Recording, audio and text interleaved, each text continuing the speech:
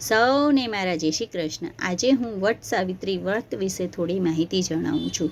તો ચલો આપણે શરૂઆત કરીએ. ગુજરાતમાં આ વ્રત જેઠ મહિનાની પૂનમે કરવામાં આવે છે. ઘણી જગ્યાએ વૈશાખ મહિનાની અમાસે પણ આ વ્રત કરાય છે.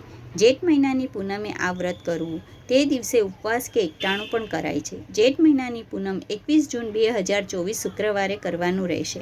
આ વ્રત પતિના લાંબુ આયુષ્ય માટે, આરોગ્ય માટે અને સુખી જીવન માટે કરવામાં આવે છે. એટલે કે આ વ્રત પરિણીત સ્ત્રીઓએ કરવાનું હોય છે. વિધવા સ્ત્રી પણ આ વ્રત કરી શકે છે. પોતાના સંતાનની રક્ષા માટે તેમજ પોતાના પરિવારની રક્ષા માટે આ વ્રત કરી શકાય છે. ટૂંકમાં કહીએ તો આ વ્રત પરિણીત સ્ત્રીઓ પણ આ વ્રત કરી શકે છે.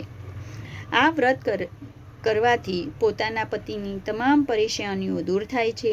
આપણા હિન્દુ ધર્મ પ્રમાણે વટના વૃક્ષમાં બ્રહ્માજી, વિષ્ણુજી અને મહેશજીનો વાસ છે.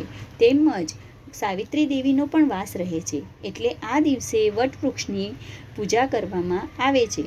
આ દિવસે સાવિત્રી દેવી અને સત્યવાન અને વટના વૃક્ષની પૂજા થાય છે.